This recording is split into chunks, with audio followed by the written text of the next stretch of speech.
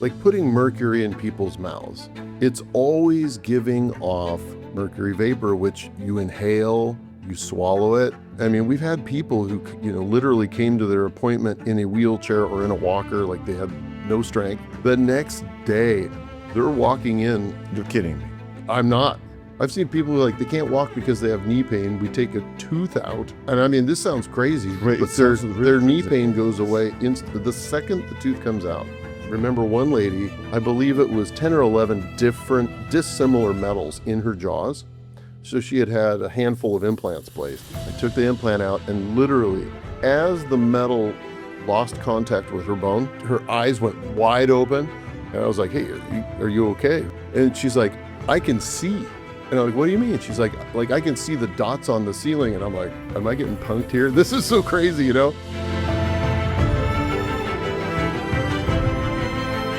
Kelly, the dental industry is more corrupt, more rotten than people think. Is that correct? Well, I was thinking about that, in terms of the corrupt nature. I don't know if I'd say corrupt, but I would say for sure misguided. Big time? In terms of things like putting mercury in people's mouths, I was trained to drill teeth and fill them with mercury-based fillings. And for those people who don't know, amalgam fillings, are more often called silver fillings because that sounds nice. Right. They're shiny and silver. It's 50% mercury by mass. So it's a liquid powder mix. You mix up your tin, your silver, your copper with mercury liquid, and it makes a paste and you shove it in teeth. And what we understand is that it's always giving off mercury vapor, which you inhale, you swallow it. It's been almost 200 years that's been placed in people's teeth. 200. Almost 200 years, yeah. Probably around the 1850s or so, right? And the whole time there have been people who are aware that, hey, now, this doesn't make a lot of sense, putting mercury in people's heads. And those people who are particularly sensitive to metals, they're going to express symptoms more than others, of course. Like what? Well, what we know is that when you absorb mercury, it has negative impacts on brain health in particular. So it affects the way that neurons, your nerve cells, can develop. And it can actually degrade the neurons as they're trying to grow and heal and, live their existence. And so it's interesting, I think, just from I guess I'd say an insider's view, having been trained that this is safe, which in my opinion, it is not, it's totally fine. But we've seen issues like Alzheimer's, these sorts of health issues rising as the decades go by. And here we are now, 2026. I just saw this morning, actually, RFK Jr. and Dr. Oz on social media making a plea to state health leaders to consider not having, no longer utilizing mercury fillings in people's mouths, which it's about time because, it's been well over 30 years, probably more than that, maybe 40 to 50 years now, where we have materials that don't carry the same types of risk, like composite fillings and ceramic fillings. And of course, nothing is better than a healthy tooth, Right. Of course. But, if somebody gets decay in a tooth, you got to fill it with something. In my opinion, it's a lot wiser choice to use something that doesn't off-gas constantly, which we know is absolutely true of mercury fillings. And science can already link mercury to Alzheimer's? Yeah, I mean, if you look at a great place to go for people who enjoy looking up good scientific evidence, go on PubMed, put in mercury fillings, Alzheimer. PubMed, mercury Let's see what we fillings, Alzheimer. Okay. Scientific studies indexed in PubMed show mixed findings regarding dental amalgam fillings and Alzheimer's disease. Yeah, so there are lots of links of PubMed. Dental amalgam and mercury, association between dental amalgam fillings and Alzheimer's. Okay. This is great. And you know, these studies, one of the studies you had up there was like from 1999. So it's not like a new thing that people are investigating. You know, I guess my perspective is like, okay, you can run studies and you can probably depends on who's paying for it, of course. Right. But if we know that there is risk, why not use something that carries less risk? Because it's cheaper to use mercury, right? Well, yeah, I suspect so. I mean, I haven't bought a box of amalgam ever. You know, I went into practice and I got out of dental school in 1999. I've never used amalgam fillings ever in practice. The only time the only time I used it was in dental school. Strangely enough, you had to place one to get your license and pass the dental boards. But yeah, it's been 27 years since I touched that stuff. Now I'm removing it, you know, every day of the week that I'm helping patients. So, and filling with what? With ceramic? Yeah. So if I'm able to do a new filling in the tooth, we'll use what's called composite. So it's like nano-sized glass particles in a resin matrix that's light curable. If it's a larger restoration that in my practice, I mill it out of a ceramic block, which is non-reactive. You use some resin composite cement to bond it into the tooth. And, you know, it's, I love ceramic restorations because it's particularly the types of ceramics that I use. They behave like enamel, you know, there's no off-gassing of anything. So it's a really safe product to use. Just costs some money and takes time to learn how to use all the technology. But gosh, I've had that in my practice for 22 years now. It's fantastic. So 5 to 6 months ago, my son had a dental problem. So we went to a dental and they said, okay, so we have to do this filling. So the silver, as they call it, right, would cost, I want to say $150. Yeah. Ceramic one, I would say $500 to $600. Wow. That's the difference. But that's LA, Woodland Hills. Wow. I mean, to me, like the materials, so far as I'm aware, are not that vastly different in their cost. Because it can be. I mean, I would imagine that they charge so much less because it is technique insensitive, you know, like to get tooth colored fillings, composite fillings to bond to teeth, you really have to isolate, you know, you can't have moisture in the environment, which is challenging in the mouth, of course. Ideally, if you're putting a mercury filling in a tooth, it's dry, but you know, you could pretty much just shove it into any hole and it's quick and easy. But particularly in the first year that it's in the tooth, I mean, it's off-gassing so much mercury. Okay, so I'm old enough. I'm 38 years old. I remember when I was a little kid, our family had these thermometers with mercury. And I was told, if you ever break one, don't ever touch it because you're gonna freaking die. Yeah. And now they are putting this for 200 years into our mouths. I know. I think about like, I mean, so many people have gone to LED lights now, but the compact fluorescent light bulbs, you know, if those things break on the floor, part of the ballast is mercury. You know, it's like, I looked this up a while ago just out of curiosity. It's like, well, what do you do if you break a compact fluorescent light bulb? It's like, open all the doors and windows, you know, get everybody out, basically bring in the hazmat crew. And yeah, it's like, for that little amount of mercury that's in a light bulb, you got to open the room and get, you know, let it off gas, but in your mouth, somehow that's safe. I see positive change coming. You know, I think it was Florida who first banned the use of mercury amalgam fillings. I believe Utah recently did something to the same effect. So we're moving in the right direction. I mean, arguably, if we could help people understand how, you know, diet, nutrition, gut absorption, you know, your GI function, your gastrointestinal tract functionality, if we could help people understand that so that they don't form dental disease, that would be ideal. So you don't need fillings, but, you know, things happen.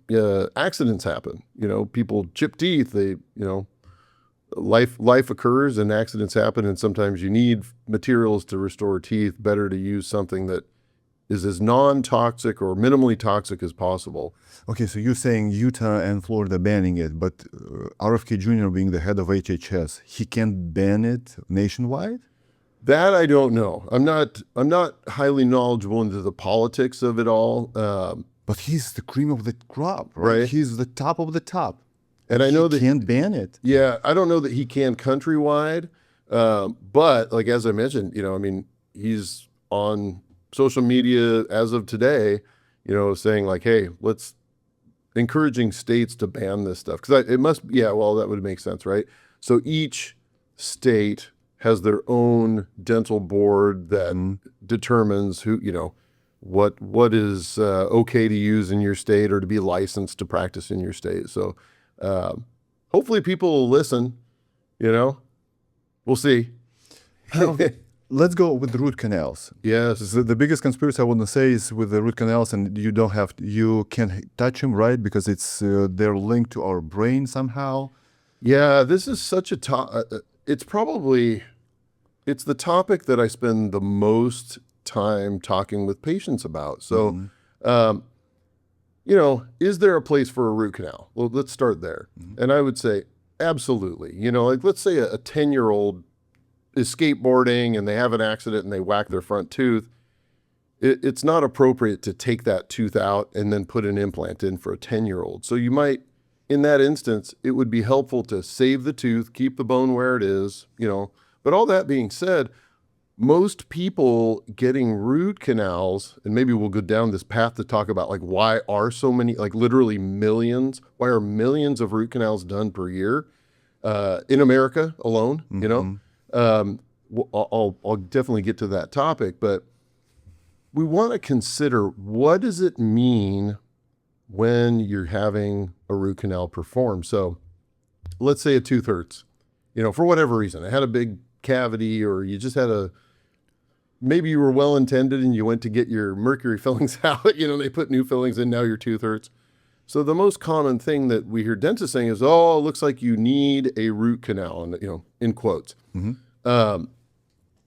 Perhaps there's a way to treat the tooth so that the nerve calms down. So when a tooth is in pain, the nerve that lives inside of that tooth, which has blood supply, lymphatic drainage, living nerve tissue, it's giving us information. The most common dental approach that we see is, well, just lobotomize it. Let's drill into the center. We'll remove all the vital structures, which arguably, if the tooth were made of stone, that would work, but it is not, okay? The top of the tooth, the part of the teeth that we see is enamel, which is crystalline. It's very dense, very strong, much like stone, you could say. But about 75, 80% of the tooth that's underneath the enamel, and the part that goes up into your bone and is attached to the bone, is porous like a sponge. It's like millions of dentinal tubules that are approximately 10 to 20 times wider than the microbes that live under the gum line. So once we remove the immune system's connection to this tooth, and it's like a sponge sitting in a soup of microbes, slowly but surely the microbes get inside the tooth or the teeth if you have multiple root canals. I spend my days removing teeth that people are not tolerating any longer. So matter of fact, Wednesday, I was helping a woman from Washington, and we took out 5 root canal treated teeth. And her purpose for coming to see me was like, my health is declining. She's in her late 50s. On the outside, she looks like, wow, you look like healthy and vibrant. And she's like, over the last 5 to 10 years, I just feel my energy going down. So, we investigate. Energy going down, not just teeth hurt, but energy going down. All right. She had no pain in her teeth. So wow. It's systemic. So if you think about, and this is what the people who argue that root canals are safe for everybody, which again, can you do them and get away with it? Yeah, sure. Obviously dentists and endodontists do it every day to the tune of millions of teeth per year. But people are going to pay a health tax over time having a dead organ, this tooth that's sitting in living bone, the immune system looks at that tooth and is like, hey, why do we have all this infection right next to the bone here? What I see on 2-dimensional and 3-dimensional x-rays is the changes that occur in bone it's trying to protect the human host. And so when we're removing these teeth, there's not just a matter of remove the tooth. You have to clean the bone that's now been affected for some of these people. The root canals have been in there for decades. What was interesting when I took this woman's 5 teeth out, I cleaned the roots off. I put them on a little 2x2 gauze, and I take a photo of this every time I take teeth out, because what we see is that the roots over time become black, particularly adjacent to where the filling is inside of that root canal treated tooth. It's just loaded with microbes. So one of the things I've been doing for almost 10 years now, when people want to, and almost all of them do, we send them to a lab in Colorado called DNA Connections, and they're able to test, I think there's 88 different microbes they can test for. So it's not an exhaustive list of microbes, but they're looking for certain viruses, certain microbes, certain bacteria, 88 of them. And then I have them run a Lyme panel as well. They have like a Lyme panel of about 15 microbes on that one. I'm like, I just want to see what has been inside this person's body for however long it's been there. I have yet to have a single root come back that wasn't loaded with some level of microbes, Like what? Cytomegalovirus, strep species, different parasites, entamoeba species, living in. And your body is almost always fighting. Yeah. So you think about this, it's a constant low-grade stressor. Mm-hmm. And I think about I liken it when I'm talking with patients to like smoking. A single cigarette is unlikely to kill you, right? But if you have 5 cigarettes, 10 cigarettes a day for 40 years, that slow build is likely going to have an impact at some point. And that's what I see in root canals. And what's crazy is, again, the bone, living tissue that has to house this infected entity for years. But how does it get to? How do those parasites or viruses get into the? Yeah. So imagine that the tooth is sponge-like. Mm-hmm. The microbes make their way inside the sponge, just like if you put a sponge in the sink, mm-hmm. and you had maybe a half an inch of water in the sink. Slowly but surely, that sponge wicks, and the tubules within the dentin aren't linear. They don't just go straight into the pulp chamber in the center. They go all over the place. They wind, and so once they make it into that center portion of the tooth, they migrate out. And that's why I mentioned, when I look at these roots and I see just blackness inside that root system, it's just laden with microbes. And since it's not alive, it can't fight it. Right. There's no immune connection to the tooth any longer. The only immune awareness is within the bone, and the bone changes just like, I oftentimes wonder, what would an orthopedic surgeon say to this kind of infection that we see in roots and in the adjacent bone in your femur? How long would you wait to treat that? It's like you'd be in the ER that day. You can't have that kind of infection in living bone. We're aware of that. However, for some reason in the mouth, we accept it. And I could see why. It's been about 100 years now that root canals have been performed regularly, where the technologies came out and the abilities to clean it reasonably well, such that people wouldn't have pain afterwards, Excuse me, I'm going to interrupt. Yeah, sure. So root canal is basically you have your tooth hurt, you drill the tooth, you kill the nerves, and you put the filling in. That's it. It's a long, skinny filling. And when people are at the dental office and maybe they've had a root canal, let's say, you can tell it's a root canal when you're looking at the x-ray. It's like a white, on an x-ray, it looks white because they put metal oxides. Yeah, that'd be cool. Root canal x-ray. There you go. You see the white stripes there? Mm-hmm. Yep. So it looks like a zebra stripe.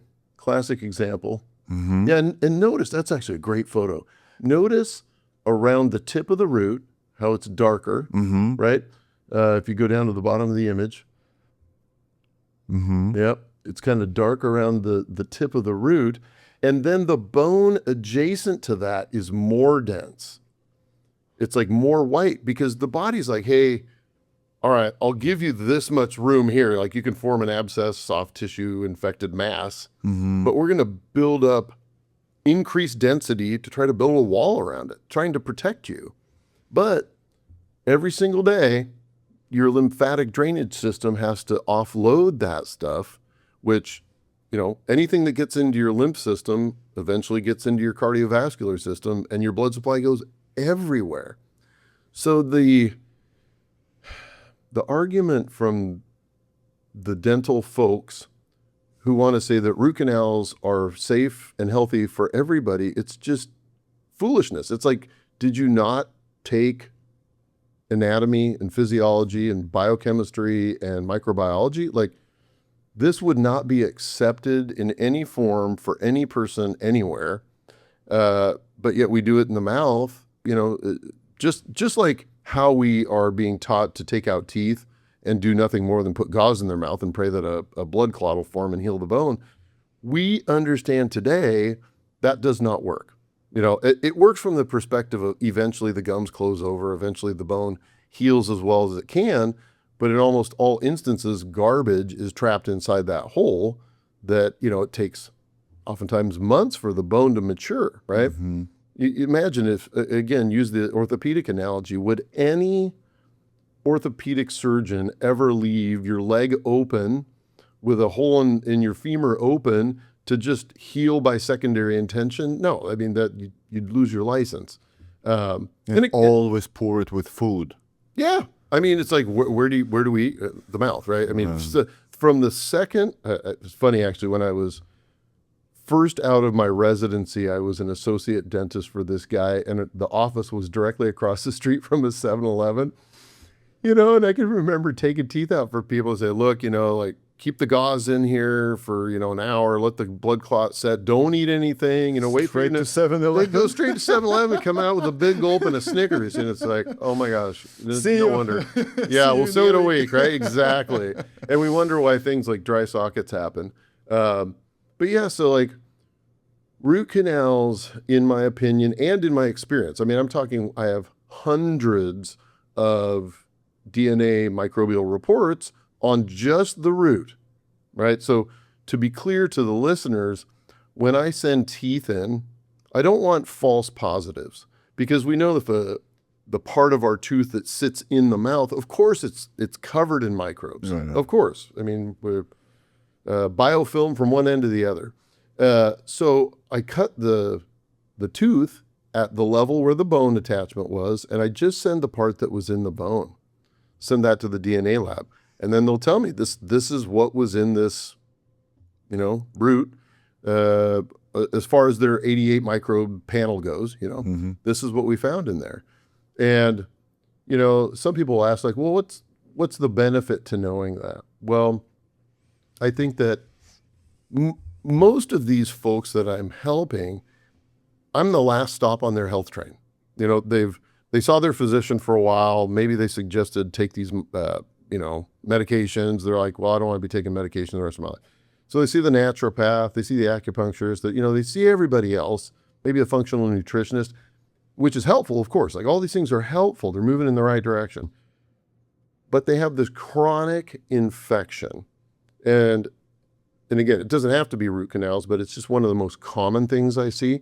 What I also think is so interesting in our industry, our perspective on gum disease is very strong. You know, you can't have gum disease, right? Any microbial infection, gum inflammation, tartar on your teeth, like that's a hard pass. You got to treat it. As a matter of fact, I mean, we know that gum disease, excuse me, we know gum disease has been shown to cause heart attacks, strokes, Alzheimer's. A guy named Brad Bale wrote a book probably about 10 years ago now called Beat the Heart Attack Gene. And it was beautiful. I mean, he's an MD physician, and over, he's talking about oral inflammation.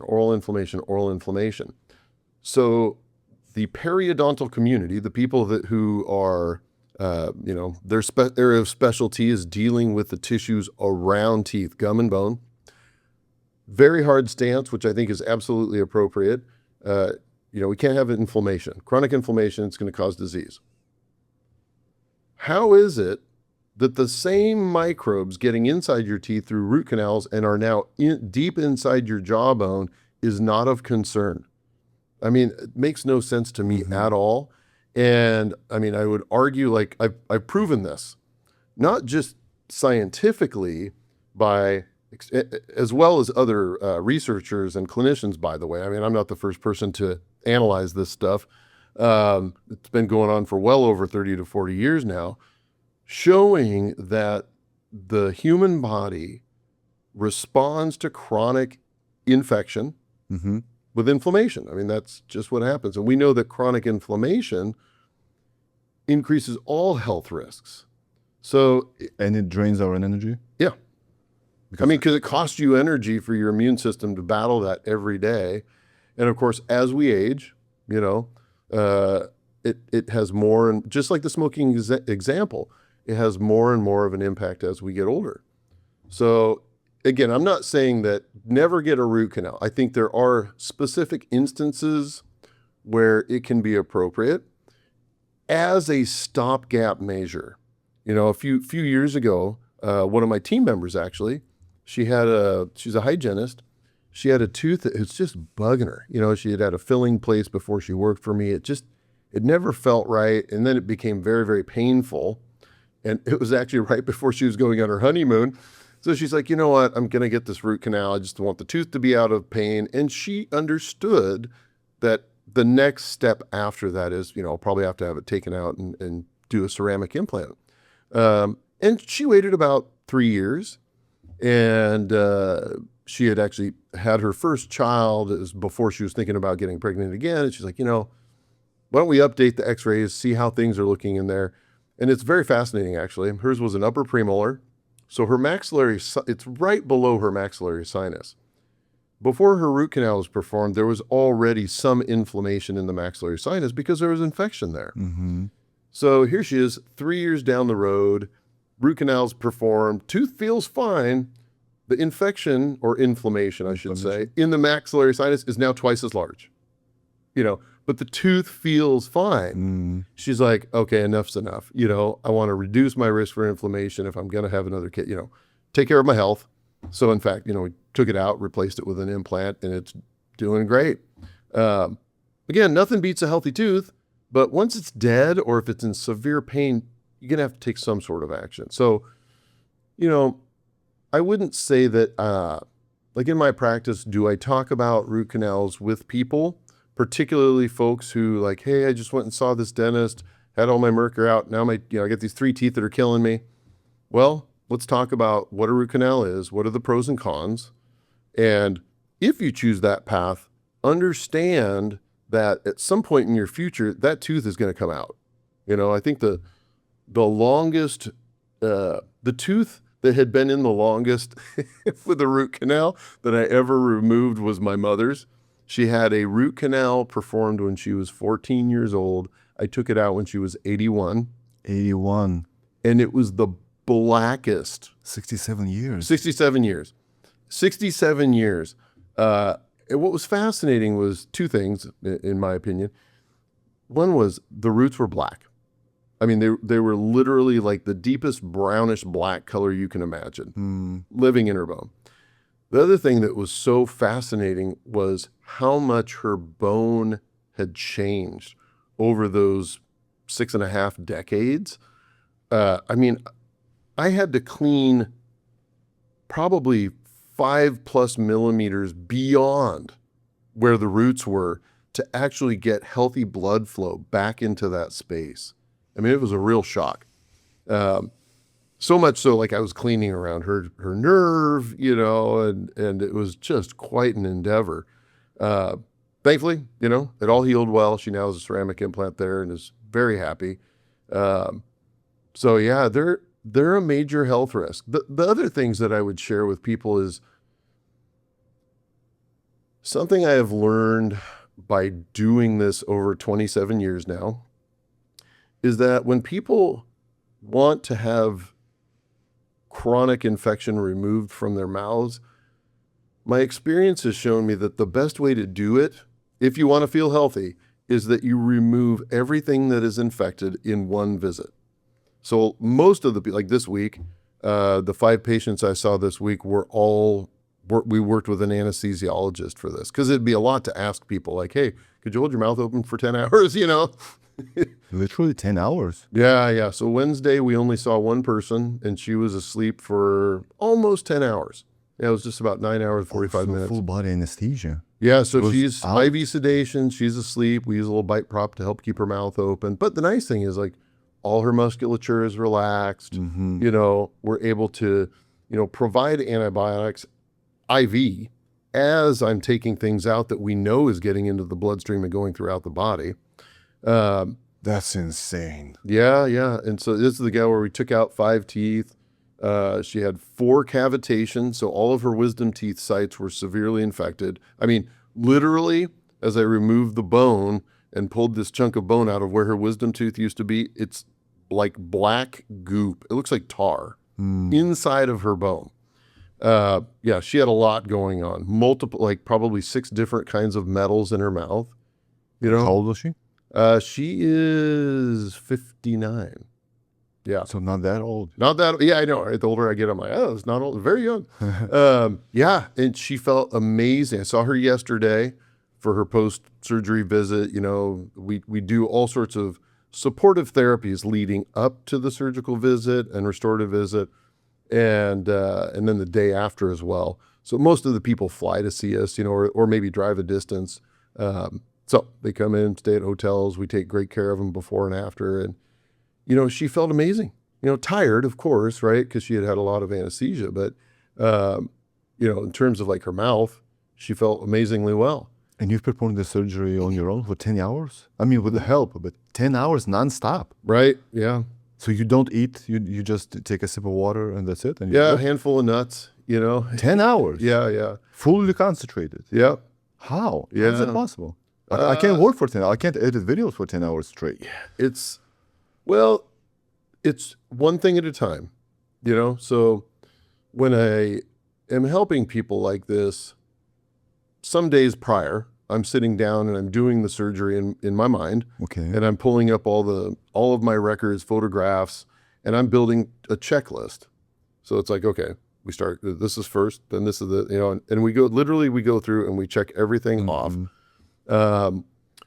I do thankfully now have an associate dentist. He started with me about 6 weeks ago, and I've trained him on how to design the crowns and bridges that we're creating. So, I mean, I used to have to do that myself, which would mean like, okay, I get 10, 15 minutes to go to my office and design it, maybe eat something, but he's doing all that now, which allows me to just stay focused. Yeah, it's quite a process. I always wondered watching let's say, TV shows, ER, and etc. And there are real life stories like surgeries, performing a surgery for heart surgeon, for instance, working for 14, 16 hours straight. Yeah, with this focus, laser beam focus. It's incredible. I mean, hours upon hours. When I was a resident at the Veterans Hospital, it was great. We got to rotate through all the different like the ORs and hang out with the anesthesiologist and go to the ER and watch what those guys do. And, along with doing all the dental stuff we did. But one of the most vivid memories I have of my residency was sitting in on a liver transplant. And the anesthesiologist was there for 14 hours, making sure this guy didn't die, managing the medication. And yeah, it's like, it's amazing. Most of my surgeries don't go that long.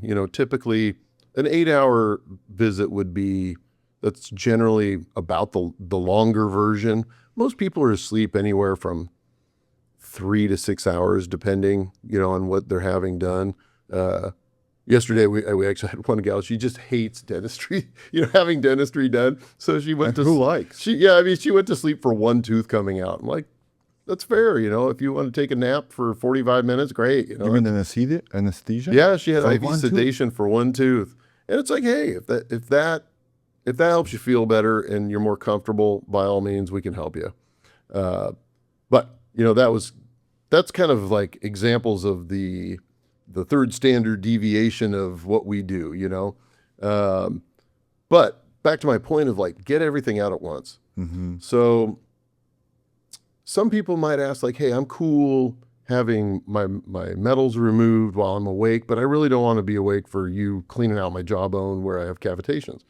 Great. Because it's painful, or it's just too tiring to... It's a long time to stay open. Yeah, it's a long time to stay open.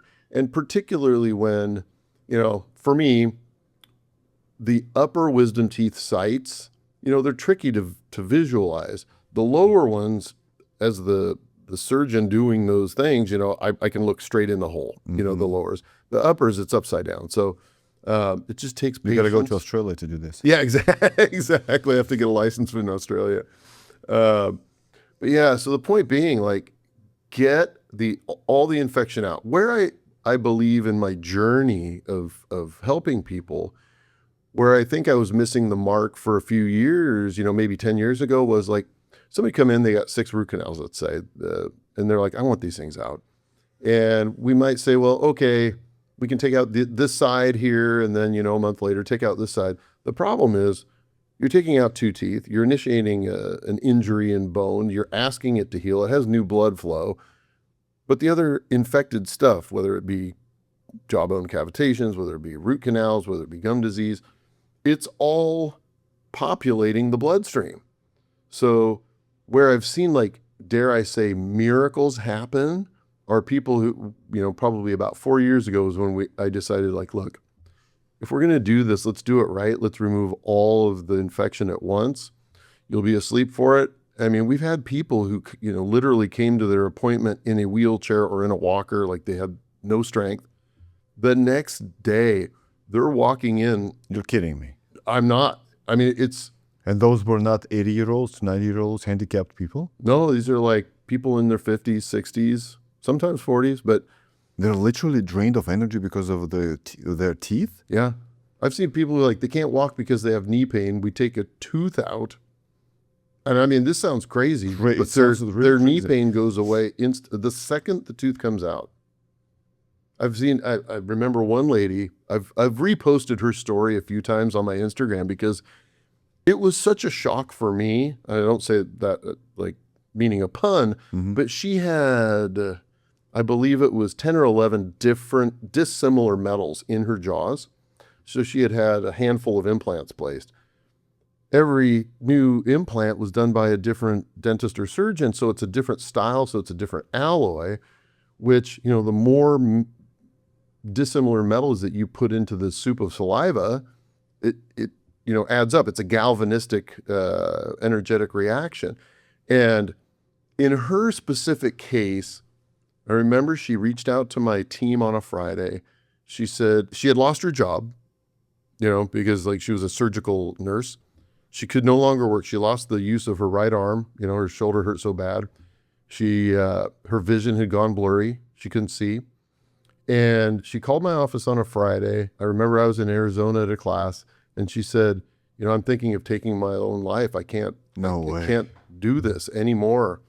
And I had no availability my following week, Monday through Thursday. So I told my scheduling crew, I said, you tell her I will see her next Friday. I don't have an anesthesiologist available, but, like, we'll do what we can. Excuse me.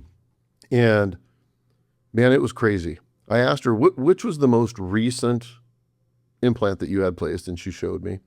So we got it numb. I took the implant out, and literally as the metal lost contact with her bone, her eyes went wide open. And I was like, hey, are you okay? Her name's Jill. I was like, Jill, are you okay? And she's like, I can see. And I'm like, what do you mean? She's like, I can see the dots on the ceiling. And I'm like, am I getting punked here? This is so crazy, We then took out the next implant. Her shoulder pain immediately went away. And I'm like, what? Like, this is wild. But when you consider that without the energy flow through our bodies, we would be dead, If you're feeling weird chest pains, you go into the ER and immediately they are putting leads on your chest to measure energy, right? But we just think in the mouth, we can do, drill, fill, put in implants, put in metal bar, do all these things, expose people to oxidizing metals, literally they rust, right? Right. And somehow we expect health. And again, can you get away with it? Yes, absolutely. Some people they won't have any symptoms at all and they'll tolerate it fine. The challenge or the problem, dare I say, that I perceive is, the people who are suffering, they've had dental care done, and unbeknownst to the dentist, their dentistry is what is causing their health issues. The sad thing about how we're trained in dentistry is that, oh, no, like that can't cause it. But in fact, what I have observed is that for a lot of people, in fact, their dentistry is what's causing their illness, So I realize, like, my peers, my friends who are doing this around the world, helping people by removing things that people's bodies are sensitive to. I mean, it's life-altering work. Unfortunately, organized dentistry currently does not recognize or isn't publicly recognizing root canals, metals, jawbone cavitations as sources of chronic disease. Ironically, they are for gum disease, Like, oh gosh, you got gum inflammation, you got, you floss your teeth or you brush and you get blood in the sink, like you got to treat that immediately. But all these other sources of chronic inflammation we're just ignoring. And what's really sad, I'm not on Instagram a lot, but I get these texts from, my friends, like, you got to check this out. There's these dentists out there saying, like, if you call yourself a biological dentist, you're crazy and you're misleading people and blah, blah, blah. And I'm sure there probably are some dentists who are behaving that way, but by and large, charlatans. That is not my experience. I mean, the people that I know around the world who are doing this, I mean, we are constantly re-educating ourselves, and we are learning one patient at a time. What is helpful? How can we make it better? What are you telling me in your story? For me, and I wrote a book about this 2 years ago. Actually, brought you a copy. It's called Feel Whole Again, Your Humanistic Guide to Healthcare. The whole book is about the value of listening to the person in front of you, which by and large, this is true of medicine as well, I think, but certainly in dentistry, people don't get time with their providers. It's like you come in, they check you into your appointment, you're a number, you sit in the chair, it's like, spin the prophy cup, clean the teeth, dentist comes in for 90 seconds and they're out. And I mean, in our practice, it's 100% the opposite. All we do on Monday is meet 5 or 6 new people. That's it. Each person gets 2.5 hours of our time, and, they'll get probably an hour of my time. And we spend anywhere from 5 minutes to an hour in our wellness wing, which looks like a counseling center. It's like all spa-like and comfy chairs. And what we want to understand is, tell me your story. What brought you here? Why did you choose us? What have you experienced? Because there's so much truth in what people share. When they say, I feel like, we just write it down. Write it down. Tell me exactly, in your own words, what have you experienced? And which is something I learned back when I was in college working on a crisis line. My bachelor's degree is in psychology, which is not your typical roadmap for a dental student and a dentist. But man, I learned so much about the value of asking questions and listening. And sometimes we meet people where it's like the solution isn't, or let me rephrase that, the issue may not be tooth related, but it's, based on what you share, like it may be a gut related thing, it may be something else, and thank goodness we have great resources for all those things as well. Can I get the book so I can show it to Absolutely. Yeah. the audience so they can buy it? Of course. They can buy it on Amazon? Yes. Awesome. Absolutely. The link is going to be in the description, guys, so please do that. Yes. Feel Whole Again, your humanistic guide to healthcare. Yeah. The link is going to be in the description below, so guys, buy the book. Thank you. Yeah, that was a labor of love, man. It literally, like, I remember when I heard God call me to become a dentist, which was so weird. Like, my wife and I had, towards the end of college, we both applied to a master's degree program in counseling. We both got psychology degrees. We both got accepted to the same program. So we're all excited to head off to San Francisco area and do our master's degree program. And when I came to Christ in April of '93, as a senior in college, I literally heard God call me to become a dentist, and specifically to reverse the negative stereotype of dentistry. So like through my pre-dental, I had to go out of college and go immediately back to college to get all my dental prereqs. Through that stuff, through dental school, through residency, when I bought my practice, I continuously was praying on how can I help people have better, more positive experiences and experience better health? And so much of that answer is through listening well. So a massive part of when team members join my team, it's learning to listen. Because as healthcare professionals, and I'm sure you've experienced this yourself, I know I have, going to see physicians and other healthcare providers, there's so much dogma, which is why we are trained to use the language that we do. Meaning, let's use the example of a painful tooth. Well, Apollo, sorry your tooth hurts, you need a root canal. Like need. Mm-hmm. Okay. There's a lot of other options you could consider, but that's not how we communicate. And you've got this person who's perceived as an expert, expressing their power over you, which in my opinion is so inappropriate, I think part of what makes my practice so special is it's all about you get to make the decision, a truly informed decision, and it will be based on your goals and having all the information that's available currently. That is not what people experience when someone's telling them, you need a crown, you need a filling, you need an implant, you need the phrase you need, in my opinion, is absolutely, we don't use it like at all, ever in my practice. It's one of the first questions I ask people when they're interviewing is like, could you imagine never using the word need or should in your workday? Then I use must. Yeah, we'll use must and say you must do that. Ought. Yeah. I mean, it causes people to become intentional with how they speak, which I've found to be very, very helpful. Kelly, let me share you a story. So obviously I'm an immigrant, right? Mm-hmm. So I'm an immigrant from a country that no longer exists, from the USSR. I was born in the USSR. The whole my life I lived in Lithuania for more than 30 years. So every time I meet an immigrant from, let's say, my home country, Lithuania, let's say the Baltic states like Latvia or Poland or Russia, Ukraine, Belarus, right? Because almost all of us speak the same language, which is Russian language. All the immigrants that I meet here, or let's say in the UK, Ireland, etc., they all tell the same story.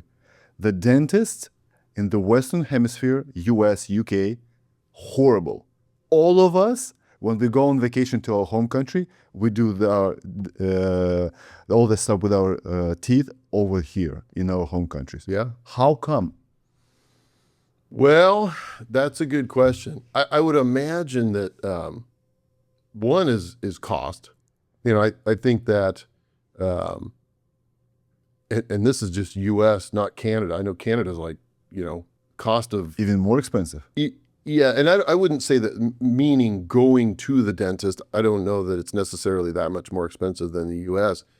But, one of my friends who practices outside of Toronto, for him to get technologies, like a hyperbaric chamber, let's say, he wants to help his patients become more oxygen saturated prior to surgery.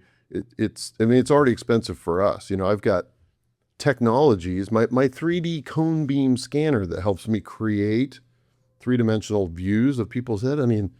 Thing was over $100,000, That's a lot. Yeah, I've got 8 lasers in my practice, each of which, cost between $50,000 to $100,000. It's like these technologies are insanely expensive,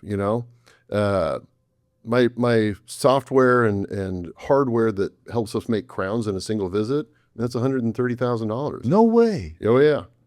And of course, guaranteed in 5 to 10 years, the new model comes out. Right. So you're like, okay, which is great. So your equipment is over $1 million. Say that again. So your equipment is more than $1 million. Oh, easy. Oh, wow. Yeah. I would say, I was thinking about this recently, I thankfully, outside of the building that I bought 21 years ago, I still owe on that, but, I was able to pay off my loans. It took 22 years to pay off. Oh gosh, it was about $3.5 million worth of debt. $3.5 million? Yeah. Buy the practice, right? You got to buy the practice from somebody else if you want to do that, which is another topic maybe we consider about, like, when I graduated dental school, almost all dentists went out, they bought a practice from somebody else, or maybe they started it from scratch, and they were practices where the owner really cared. Mm-hmm. Today, like this Dr. Brimhall, great guy that I just hired as our associate, the guy's coming out of dental school, hundreds of thousands of dollars in debt. He hasn't even touched a tooth yet, and the guy owes hundreds of thousands. Insane. What's the monthly payment for that? Oh man, what was your monthly payment for $3.5 million? Yeah, that was like probably $20,000 a month. $20,000. Yeah. For more than 20 years. Yeah, because looking back on it, was like the most nervous I ever felt in my life. During COVID? It was when I went to sign on the dotted line to buy my practice. It's like we owned a home at the time, a very inexpensive, nice, wonderful starter home. But it was like the loan coming right out of residency to buy a practice was $500,000, and I was like, how am I ever going to pay this off? Mm-hmm. How little did you know? Yeah, I know. Only $500,000? Yeah, like you're going to get $3 million down the road. Yeah, when we moved 5 years into my practice ownership to a location that was much more easy to get to, I guess you might say. Mm-hmm. And it was crazy how perspective is, because 5 years down the road, that loan for $2 million, like, no big deal, right? We can do it. But yeah, it's horribly expensive. And I know I'm preaching to the choir here, but like living where I live in Multnomah County in Portland, Oregon, it is one of the highest taxed counties in America. It's obscene how much we pay in tax, but around 50%? Almost, yeah. When you consider, federal, state, and county, that's, if I just moved to the next county over, I'd save 2% a year. It's like, it's crazy. But we're in a great location. I love my building. It's matured with us over the years. We have a 5,000 square foot building, so it's, when we first moved into it, it was like, we basically barely even took up a third of it. But as time has gone by, I did the thing, by the way, where it's like in my mind, okay, fill it up with all these dental chairs, build the big team. At one point I had 4 full-time hygienists, an associate dentist, and another 10 team members on top of that. It was like so much activity, like just all this craziness. And we were saying, how can think about this, right? You got 4 hygienists seeing 4 human beings all at once, and half of those per day need exams, maybe. How can my associate and I actually sit with another person and give them our undivided attention when we've got to go? It's like, it's craziness, craziness. So we stopped that right when COVID hit. Matter of fact, the week prior to us getting shut down by the Oregon state government, we made this vision, designed this vision of, we want to stop seeing patients completely for clinical care on Mondays, only see new people who want our help, get to know them well, create plans that are meaningful. And every year I see fewer and fewer people, you know, and my ideal day is I want to just see one person, help them completely. That's a good place to be. Oh, it's just amazing. It's such a blessing. But during COVID, you should have identified yourself as a strip club, so you could have your doors opened. Yeah, the topless dentistry. Right, I don't know that would go over You could well. charge 2x minimum. Yeah, it's not Vegas, even though Portland's weird, right? So yeah. So why is this considered by immigrants so bad here in the U.S.? Well, price-wise? Price-wise, yeah, I mean, I help a lot of people from all sorts of different countries, and I've certainly seen great dentistry come from around the world. Also, as you might imagine, I see horrible dentistry from everywhere, you know, whether it's down the street or halfway around the world. Yeah, and I mean, honestly, I've not, outside of going to Switzerland and Germany, I've not been to a lot of dental clinics around the world.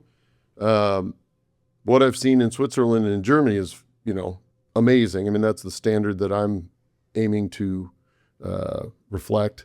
So a friend of mine, she's, I won't say 49 or 50 years old. She went to see a dentist to get her tooth removed. They broke her jaw. Oh my gosh. She's like, what should they do? Sue him. That broke her jaw. Wow. I experienced that. I watched it, I should say, once in my residency. A guy had a massive cyst around, and you know, he'd not wanted to take out his wisdom tooth. It was impacted, and the darn thing created a cyst the entire size of his jaw. Oh, wow. So when the surgeon took it out, you know, the second the guy went to bite down, you know, and his muscles flexed, the bone was so thin it fractured his jaw. Oh, wow. Crazy. Let's talk wisdom teeth. Absolutely. What should people do with their wisdom teeth? Yes, good question. Well, first of all, let's talk about like this odd social construct that we have that everybody needs their wisdom teeth out. Mm-hmm. It's like a rite of passage. I mean, I literally get messages and emails from people where their verbiage will say, my son's about to leave for college. He's due for his wisdom teeth. Like it's a book you're returning like an oil change of a car. Yeah, exactly, right? It's like, that is so odd. I feel like we think we approach orthodontics or braces the same way. It's odd. So for sure, there are a lot of times where people's wisdom teeth are in weird positions, and it's causing chronic infection in the jawbone. In those instances, 100%, my opinion is get them out, clean the bone, graft it well, and help your body to heal. You mean they're growing sideways? Yeah, like an example might be like, here's your second molar, you know, it's sitting up straight, and here's your third molar coming in. Like literally, it's like, how did it determine to go that way? I don't know. But in those situations, like any instance of chronic infection, my advice is to take it out, but not just take it out. Like you have to clean the bone, meaning like whatever changes have occurred, whether that means the blood flow is, you know, reduced itself to kind of back off from that tooth. Oftentimes it creates this degenerated fatty tissue around it. Like that stuff has to get cleaned out, and then graft it however the dentist, you know, believes, like bone grafting, whatever they're using. We are always using people's own healing cells. So we do blood draws, spin that blood and use their white blood cells, so their immune cells and clotting factors, which really helps in the healing process. Now, if you have wisdom teeth that are well aligned and they come into the mouth well, like why would you ever take those out? You know, if they're functioning well and you can clean them, you know, making that caveat, because oftentimes people say, hey, my wisdom teeth are in, you know, they're there, but you know, the gums are sitting over half the tooth like a hoodie. You know, it's like, yeah, but you cannot clean it, and you know, so. But can you cut that gum? You can. In certain instances, in my case, I would use like an erbium laser to recontour the gums if we were trying to keep the tooth, which is a very simple, quick healing process. Yeah, it all boils down to, can you maintain it? you know. But the idea that like just because you're 18 or you're getting off of your parents' insurance soon, that, in my opinion, that is not a reason to take out your wisdom teeth, right? Can removing the wisdom teeth change the structure of your skull bone? I suppose there's potential for that.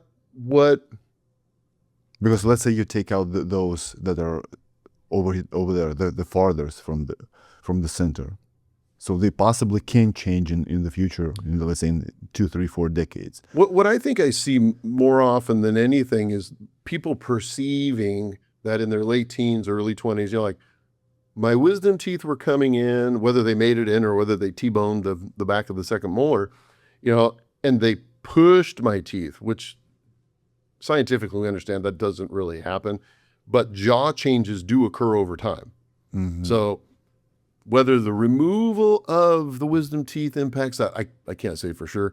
What we do know is that for people who are able to keep their wisdom teeth and where they're in good function, the distribution of force over time is definitely improved. You know, just because the muscles, they are what they are. You know, it's like if you take out all the teeth, the muscles are still there and they're ready to function. So the more surface area you can spread that force across, the less stress you're putting on teeth. So, I mean, I would argue, you know, those teeth are probably there for a reason, you know. I'm just Probably saying, got created for a reason. Exactly. Maybe slight chance of it. It wasn't funny. I mean, we look at, probably not you and I, but so many people look at things like, you know, my thyroid is off, my gallbladder was having issues. Like, just remove it.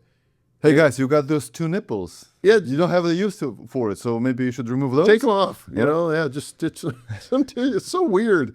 You know, but we've been trained that way. Like, either take a pill or cut it out. And I say this to patients every Monday when I'm meeting new patients. You know, the mouth is one of the first places in the body to raise its hand when there's issues anywhere. So like gut absorption in particular. I mean, I've met so many people where it's like there's rampant decay and I don't understand why. Because, like, you know, if they told me like, oh, I sip Mountain Dew all day. Well, okay. You know what I mean? That would easy fix. Stop drinking the Mountain Dew. But people are like, man, you know, I drink clean water, I eat a healthy diet, I'm eating, you know, well-sourced meat, you know, vegetables, blah, blah, blah, good fiber. And I'm like, you hear it? what's that? You hearing it? What is that? Coyotes. Oh, wow. Howling. Yeah. They're like in my talk, that's what it is. Wow, that's wild. So they eat clean, they drink water. And then, but yet the teeth are like burning down. And that's what I'm like, okay, tell me about your gut, you know, like how is it when you're going poop, you know, just basic functioning thing. And it's like, oh yeah, you know, the doc told me I have IBS or whatever. And I'm like, okay, I want you to see the functional nutritionist that I work with, Megan Barnett. And I want you guys to do your Sherlock Holmes work here, you know, do the sleuthery, figure out what's going on with your gut. And I can't tell you how many times I see like, oh, they're sensitive to whatever it is they're eating. You know, I see a lot of people these days, you know, with like gluten sensitivities because it's like so massively processed, and they get onto a diet where their gut can calm down, and all of a sudden like the mouth changes. We're like, you know, this is wild, but it's a half a body path from gut to teeth. Yeah, and it's all connected. Yeah, absolutely. And the tongue as well, you know, like the tongue tells stories. I was talking with a gentleman on Monday. He's a great guy, 83 years old, you know, got a ton of metal in his mouth. But I was asking him about his tongue because it's like adjacent to his metal crowns, you know, the surface of the tongue has changed. It looks like a geographic tongue. And we were talking about, you know, like as you lick these metals, and he probably has had these metals in his mouth for 60 years, you know, your tongue's raising its hand. It's like, hey man, how long can we do this? You know, and looking at the health advantages of using non-reactive ceramics in place of metals, you know, oftentimes are quite helpful. Have you ever studied like those that metal that people have in their mouths and let's say Wi-Fi, RFs, do they impact those? Yeah, as a matter of fact, a study came out probably, man, maybe 10 years ago. This is crazy. But they did a study showing people who held their cell phones to their head, their mercury amalgam, quote unquote, silver fillings would emit significantly more mercury when you had your phone next to your head. So of course the solution was get a hands-free set, like don't think about the mercury in your mouth. But yeah, absolutely. I mean, we are walking, talking, living embodiments of energy. And when you put something that has got its own energy source, I mean, criminy sakes, a battery, receiving wireless signals and stuff right next to your head where you have oxidizing or rustable metals, it's like, of course there's going to have an impact. And the more dissimilar metals you introduce to the head, the more likely it is that, some change will occur. I met a guy 5 years ago. He's now retired, but he was a foot and ankle surgeon. And he was speaking at a ceramic dental implant conference that I went to. And man, his story of how he became aware of how putting metal into people's, in his case, feet and ankles, was directly connected to their whole body health. Like he was telling a story of a guy who, I think he worked for Boeing. He was like a high-level engineer, living his life. Things all good. Something's wrong with his foot. They do surgery, introduces these bars and screws. The guy, his health just went off a cliff. Like he became, like he couldn't move, and this went on for years because they just didn't understand that it was the metal that went into his feet that had caused the energetic shift. Well, finally, I don't know how Dr. Schroeder discovered this, but they thought, maybe they discovered that he was sensitive to nickel somehow. Okay. He's like, these metals in your feet do have nickel, perhaps we should take them out. So they went in, the bones, of course, had healed at this point, so there was no need for the metals. They take the metals out, the guy's health completely returned. Like within a short, I don't remember what order of time, and you can hear his name's Dr. Scott Schroeder. Anybody can find him online. He's spoken in front of the FDA about the risks of metals in people's bodies. He's actually shown videos where he's connecting a voltmeter to the metal in the foot, to the metal crown in the mouth, and showing like 5 times the amount of energy or current going back and forth than the body's own resting potential for nerve signaling. It's like we can't do that in people's bodies and not expect there to be an impact. You know what's interesting, Kelly? So when you were a kid, the network that was used was, let's say, first generation, right? So right now, my kid was born, the second child was born 10 months ago only. So she doesn't even have a chance of living a life without 5G, Wi-Fi, even if I turn off my Wi-Fi for the night in these apartment complexes. Right. Dozens Yeah. of other Wi-Fi networks. She can't escape this. Right. I don't think that's good for our bodies. Yeah. Plus, if she has some implants that are made from metal in her mouth, Yep. you can go crazy. Yeah. And again, like there are places for metals, of course. Like, we had a team member recently, sadly, she was in a horrible, horrible car accident, broke both legs, both arms, and so it's like, you got to put that stuff back together. However, bones heal, once it's healed, why on earth would you continue to keep it there, especially if the person is sensitive to anything that's in those metals? Which, by the way, I should share. I mean, we've, for well over a decade now, worked with a company out of Europe called Melisa, where you can send them a blood sample and you can ask them to test for that human being's sensitivities to different metals. There's also another company out of Colorado called Biocomp. They do a slightly different test, but I love their test, actually. I think they charge $350. It's not a ton. But they'll send us a 250-page report, might even be longer than that now. The test tells you how sensitive that person's body is to every product on the dental market. And a couple of years back, one thing they did that I love, they just make a cheat sheet for my practice. It's like, here's the, 30 materials we use frequently.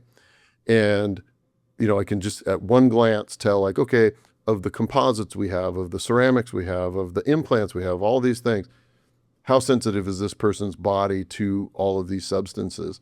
So helpful to know before you're going to implant a filling crown, implant, you name it, right?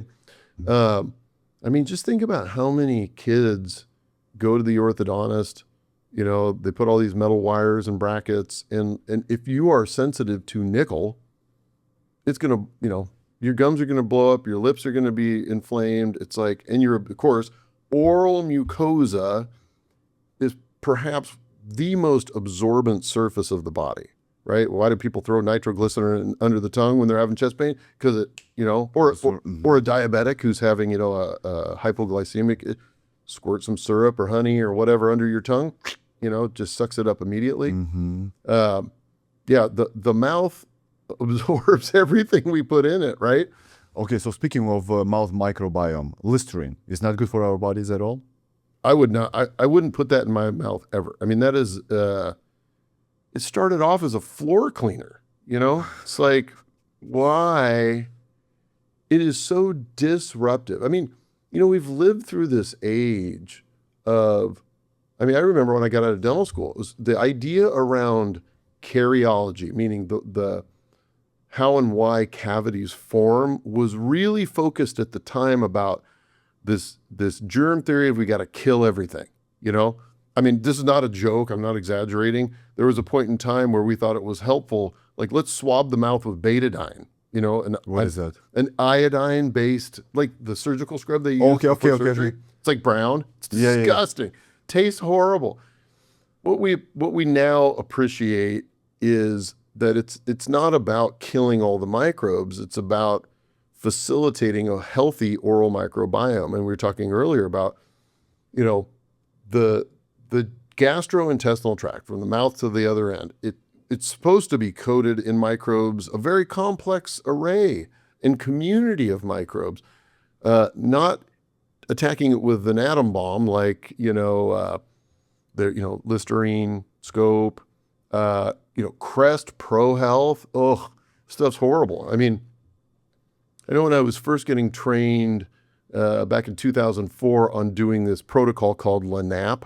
LANAP is an acronym that stands for Laser Assisted New Attachment Procedure. It's a way to help people regrow jawbones, in certain instances. And the thought process at the time was, we got to put them on this chlorhexidine-based rinse to kill stuff, kill. Studies came out after that showing that people who are consistently rinsing with this chlorhexidine stuff, they're killing the microbes that help make the nitric oxide, which, interact with your body to improve your vasodilation so you can get blood perfusion throughout your body. Like, we're killing that stuff. So in short order, we started using, things that would encourage a healthy microbiome. Heck, for most people, for post-surgery rinses, I give them a container of real salt. Like, put this in water and gently swish with salt water, It covers 2/3 of the planet. It's pretty low risk. Right. Because we don't want to kill everything off. We want to keep healthy microbes. But we also want to keep microbes out of the areas where they're not supposed to be, like in your jawbone. Okay. Let's talk teeth. So when I came to the US for the first time, I was amazed at how good and visually Americans' teeth are. I was like, what are you doing? Are those all implants? Are you genetically, let's say, modified, or you won in the genetic lottery? What do you Americans do that your teeth are almost perfect? Are those all implants, or you do care? Do you do some kind of a care, specific care of those teeth because they're white, they're aligned, they're perfect, like Hollywood style?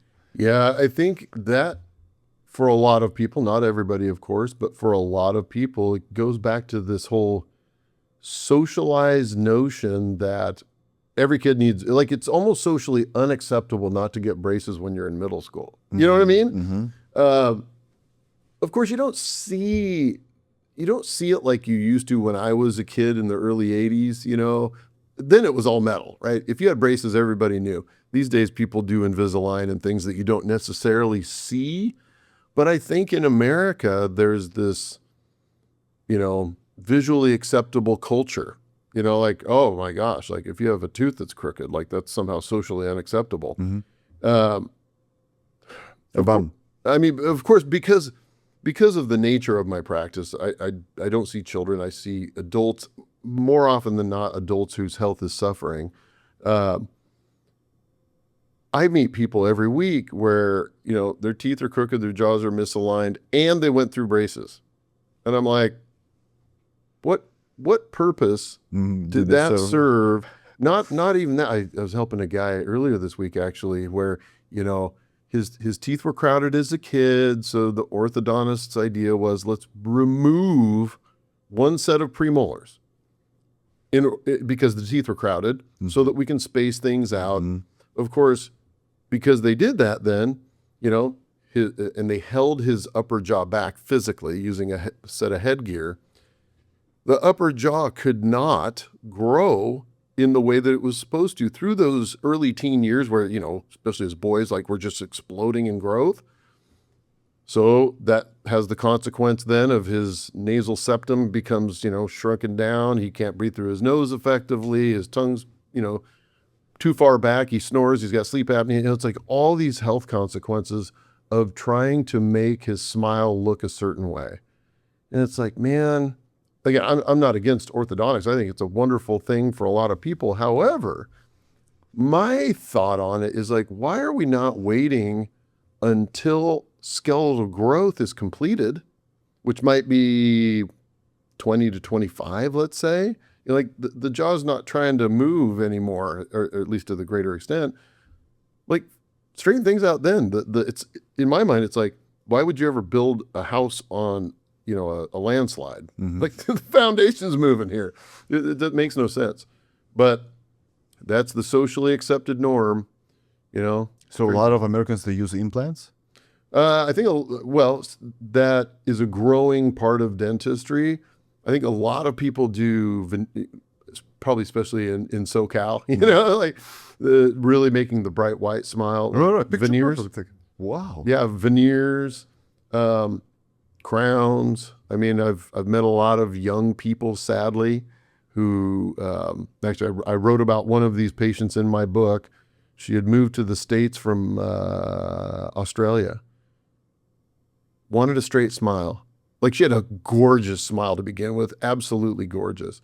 But it was like slightly tilted, you know, maybe like 2 degrees tilted, and she didn't like it, which they could have fixed with, you know, some type of orthodontic intervention probably. The dentist talked her into doing 14 crowns. She'd never had a filling. So that means he ground off the enamel on all 14 upper teeth and put crowns on all of them. That's how you do it, right? That's how you do a crown. You have to grind off all the enamel, which then exposes the part of the tooth where the nerve exists. Right. So not shockingly, her teeth were very painful after the procedure. So she goes back and, you know, my teeth hurt. Well, you need a root canal. And not only that, but you need multiple root canals. And, you know, on the outside, they look beautiful. You know, it's like, oh, bright white. Inside, it's toxic and dying. And you can go back. You can't go back. That's it. So in her case, you know, the whole thing was a hot mess, but none of the crowns fit properly. We had to, you know, take the teeth out, remove the infection in the jawbone, spend, I think it was like 9 months letting her bone heal before we went back to put ceramic implants in. But it was a whole journey. But back to your question about, like, how is it that so many people's teeth are so, you know, apparently beautiful? A lot of time it's dental work, you know. My preference, because I help some people, they're like, you know, I want brighter teeth. I've tried whitening. It's painful or it doesn't work well or whatever. It's absolutely possible to veneer teeth for most people without ever putting a dental drill on them. Like, you can, like, you know, women go put on like press-on nails. Same concept. Like, you can make a veneer 0.5 millimeter thick, so thin, bond it onto the tooth, and it can look beautiful. you know? For And, how long? oh my gosh, like as long as they stay healthy, like probably the oldest case I've have in this person's mouth over 20 years. Still You looks still great. have to brush them? Oh yeah, you got to clean it. Yeah, Because- no matter what goes in, that's a great question actually. Like no matter what you put in your mouth, filling, crown, veneer, implant, like there's always going to be maintenance. Okay, but can veneers, let's say, or crowns become not white? Let's say because of a drink black tea or black coffee or a smoke, they get yellow. Great question. Great question. The material itself, no. I mean, that's one of the advantages to crowns and veneers is that they resist stain, especially today's materials. 50 years ago, the ceramics, they're very different now, right? Particle size is smaller. They're very polishable. So yeah, that's one of the advantages to veneers and crowns is that they can look absolutely gorgeous and not stain no matter how much coffee you drink. Now, the surface might stain, but you can just brush that off, right? But the way that most dentists approach like cosmetic makeovers can be, and this, of course, these are the people that I see, it's so aggressive, like you grind all the enamel off of a tooth, the risk of that tooth being painful is very high. So, even when I'm doing mercury removal for somebody and replacement, what I tell every patient is, I have no idea how I'm going to restore the tooth until I remove what's there and I look inside the tooth to see what can I see that has been damaged. If there's no damage, outside of the hole that they cut, then we just put a new filling in. Like I don't have to take any more off. But it is so sad how in dental school we are trained like, oh, if there's let's say you've got this whole tooth and there's a mercury filling just in the bite surface. Almost every time you do that, 20 years down the road, we're going to see fractures, on the sides of the tooth because we've disrupted its structural integrity by putting in the filling. We're trained in dental school like, oh, crown it, put a crown on, put a crown on, put a crown on. And it's like, in all the time they've had that filling, the tooth's never been painful. It's never exhibited any symptoms that would be consistent with it being fractured. Why are we crowning these teeth? And most dentists do it, and my associate would concur. He was going around to a lot of practices in his journey before he found me, looking for a place to work. And he's like, they tell you, like, especially at these group practices, where it's like, we got 100 dentists working there. You have to meet a quota of how many crowns you're doing per month because we got to make the money to pay the bills and all. It's like that is so not a way to approach a person's health, in my opinion. Like that's crazy. But yeah, it's a moneymaker. Yeah, let's talk ethnicities. The videos that I watch, let's say from Africa specifically, I see black people living poor, almost having nothing to eat, right? On those videos, they have great white teeth. Yeah. How come? Genetics? To some degree, maybe. But there's a guy named Dr. Weston Price. He was a dentist in the late 1800s, early 1900s. He wrote it's a huge book, but it was all about nutrition and not just like the quality of the food from a nutritional standpoint, which absolutely makes a difference, but also the quality of texture of foods. So you think, like when I am with friends who have little kids and I look at the amount of like squeezed tube food, it's like they don't have to chew anything anymore. It's just squirt it in and go to town. And so it's kind of like the more you exercise, the stronger your bones and your muscles. Well, in order to exercise our jaws and literally like give your jaw bones information through taxing them, put stuff in your, like chew the gristle, like the hamburger is the perfect example of like, you hardly have to chew it. It's already ground. The bun melts in your mouth, there's nothing hard in there. Whereas people who have to eat food that's tough or eat, whether that be vegetables or meats or whatever, they actually have to chew. I was mentioning when we met this morning, I was took a trip 3 years ago to Cuba, and on this health missions thing. And, I wasn't complaining, by the way, because whatever meat I got to eat, I was grateful for it. But it was not like, getting a tenderloin steak at a steakhouse in the States, right? It's like you were chewing whatever they came up with. And that's what Dr. Price demonstrated. He showed that cultures who had not yet adopted Western styles of processed foods still had wide arches, bright teeth, all 32 teeth. Rarely did wisdom teeth have to come out. And then when he compared those people in like, let's say the Aleutian culture up in Alaska, when he compared those who had stayed with their native diet to those who had adopted a Western, quote unquote, Western diet, the people with the Western diet were expressing decay, gum disease, all sorts of pathology in the mouth that those still eating blubber were not, So it's a lot about what we're putting in our mouths, for sure. And I can feel it myself. So every time I eat, let's say, a hard apple, it feels like after eating that apple, it feels like I just brushed my teeth. Yeah. Because everything works, the gums, everything. Yeah. Yeah, exactly. Right. I mean, it's funny. Once in a while, let's say I take out a molar for somebody. So the opposing molar, like let's say you take out the lower left back molar. Now the upper back molar doesn't have anything to chew against. Mm-hmm.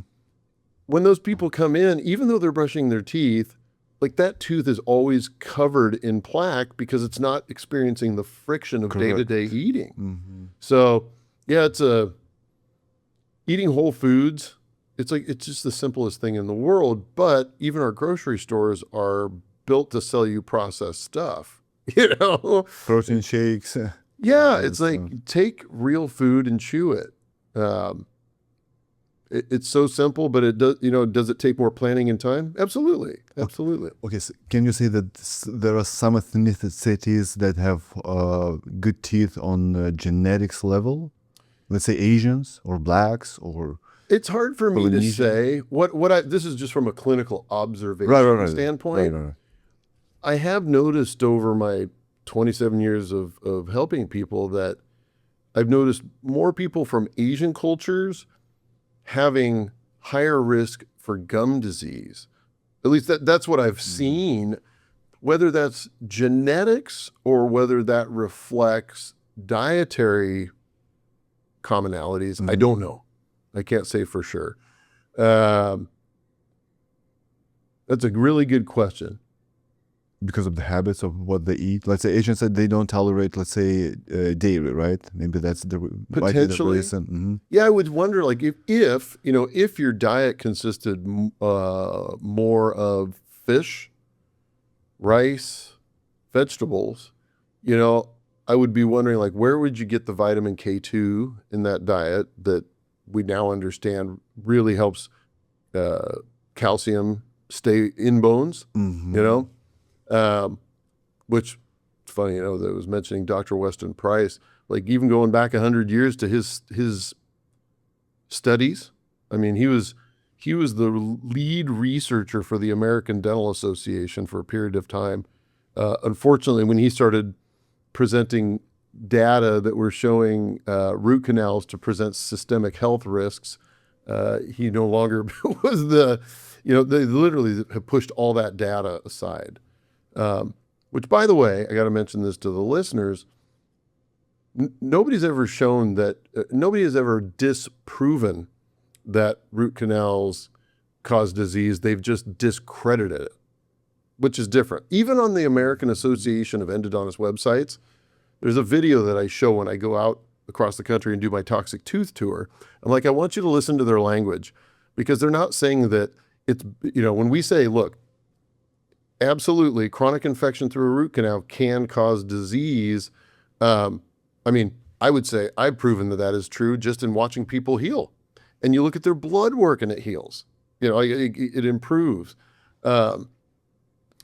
They say it's been the germ, the focal infection theory, which is what they called this focal infection in your mouth, we believe it causes health issues. They don't say, well, we disproved that. They never said that they disproved it. What they say is it's been discredited. Meaning the powers that be say, well, we don't believe that's true. But we can prove it. So we're just going to go with it's not true, even though it is. So funny story, actually. How I met the woman, Megan Barnett, the functional nutritionist that I co-host my podcast with. This is before I met her. I was helping a woman, and let's call her Judy. So Judy was seeing Megan for functional nutrition help, and I was helping her with her dentistry. We come to a point where Judy decides she had this. I know this sounds crazy, but she had 13 root canals and 3 titanium implants. And she was like highly allergic to both aluminum and nickel, which were in the implants. So Judy comes to me and she's like, Dr. Blodgett, I want to get these things out, And she asked, like, could we do one side first and then, restore that, and then the year later do the other side? What I didn't know was that she and Megan had been working for years trying to get her cholesterol down. Like, we don't understand it. Why you're doing all the things, you're eating healthfully, you're exercising, you're sauning, you're doing all this stuff. Couldn't change it. So I did, in fact, take all of her left premolars and molars out. She healed for 6 months, and then we went back with ceramic implants. But I think it was 2 or 3 months after we removed all 3 titanium implants that we knew she was highly allergic to, and half of the root canals in her mouth, her cholesterol levels normalized for the first time in years.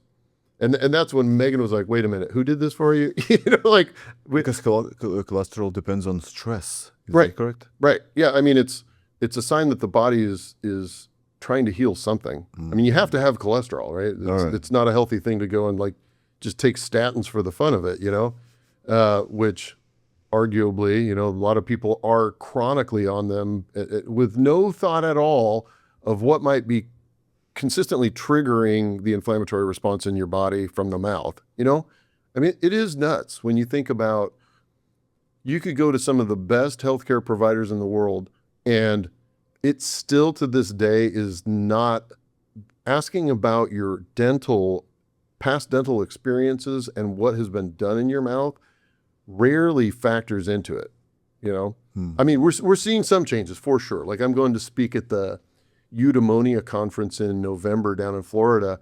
And I mean, there we're seeing like a lot of leading health experts they're really starting to pay attention to the mouth because it's so critical.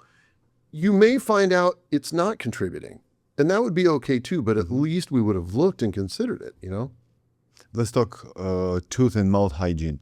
So my thought process is I brush my teeth once a day before I go to sleep, because my theory is I have to brush off all the food that is left on my teeth so it does not cause decay, right? Yeah. Cavities. Yeah. Some people say you have to brush it before you go to sleep and when you wake up. But I did not eat anything. Why should I brush my teeth once I wake up? Is that the correct assessment of mine? Yeah, I would say whatever works for you, if it's working, why change it? So like I meet people and I was introduced to the idea of quote unquote oil pulling, like when people take some, let's say coconut oil or sesame oil or something, and they swish for maybe 5 minutes with this stuff. And I see like pristine mouths, and I'm not saying, does that mean it's right for everybody? No, that doesn't have to be. But I always say, like, if it's working for you, then why change it? I'm probably more along your line that, I get up in the morning. I don't go brush my teeth immediately. But some people, it's like almost, it's just muscle memory. They got trained to do it. Is it going to damage anything? Not necessarily. It really depends, I think, on, well, first of all, like, what are you putting on your toothbrush? And that kind of brings us into the topic of fluoridation. And was it ever proven that fluoride helps keep your teeth healthy? It's proven that when a fluorine atom binds to enamel, it definitely makes it more acid resistant. The problem is, how do you get that onto teeth without the oral mucosa absorbing it? And, gosh, you look at these folks who go in, again, they just do it to do it because it's dogma. They finish your cleaning, they polished everything off, the biofilm's been disrupted, and here's your fluoride treatment.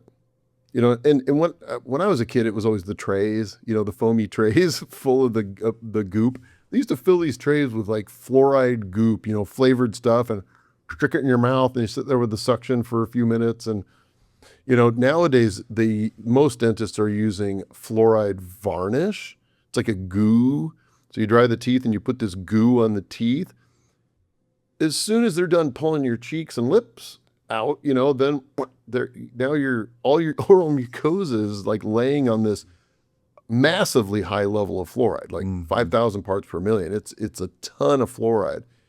And it's funny, I live in a city, for all the uniqueness that Portland has, it's one of the very few cities in America that has never fluoridated its water. Oh, really? Yeah. I mean, but you go to most major U.S. cities. But you're still bold. Yeah. Come on.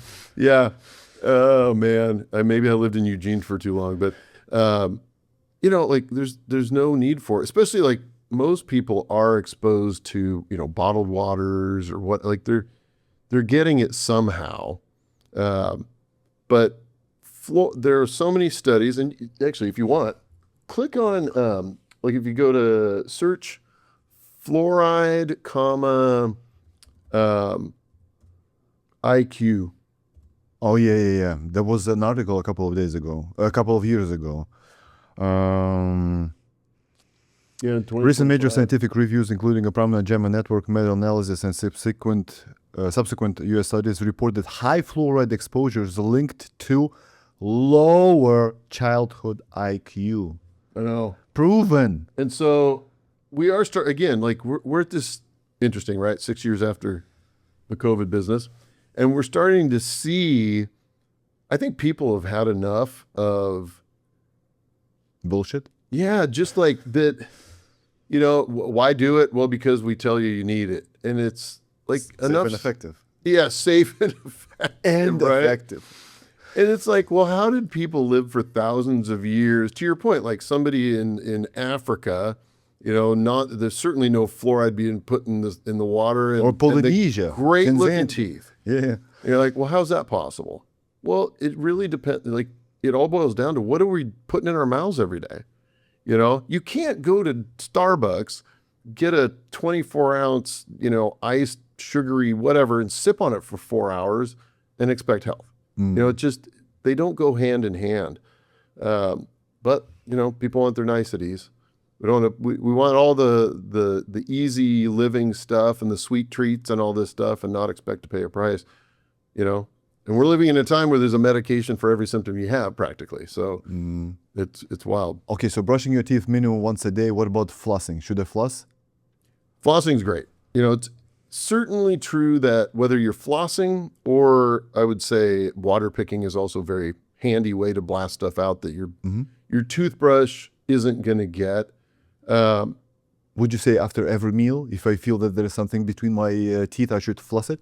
That would be wise. Because what I see is like, whether it's teeth that never really form tight contacts or more frequently what I see is crappy fillings and crowns, like the teeth never really got put together so that it prevents food from getting stuck. The longer food gets packed into these areas, the more bone loss people experience around the teeth. And so it could, given enough time, cause the tooth to come, or not it to come out, but the tooth to have to come out if it doesn't have any bone around it anymore. So yeah, definitely floss. I've seen some, I would say that wasn't the article, that was a couple of posts on Instagram that the flossing that you were doing with has a lot of microplastics. So every time we floss, we get exposure to that microplastic. I know. We're exposed to all sorts of garbage. We're so screwed. Yeah. I mean, we use all sorts of like fancy floss at the office, cocoa floss. I can't remember what the other ones are called, but I mean, because again, it speaks to the awareness that people are experiencing now that like, how much longer do we want to expose our bodies to, fill in the blank? When I was a kid, we used to floss with the grass. If you had something to pick up, that's it. Well, it would work, right? And if it worked, removes right? the junk. Right. Yeah. Yep. Okay, is that a myth that sugar is the worst thing that you can eat if you want to have problematic teeth? Yeah, yeah. Going back to processed foods, right? Like there were so many millennia where were there naturally sweet things? Sure, sure, you know.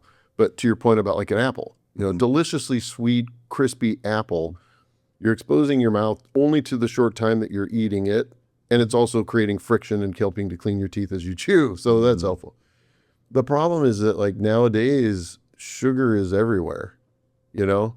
Like you have to be mindful when you're at the store, like read the label. Is sugar added to what's in here? And of course, And that's the number one cause of teeth decay, right? Cavities?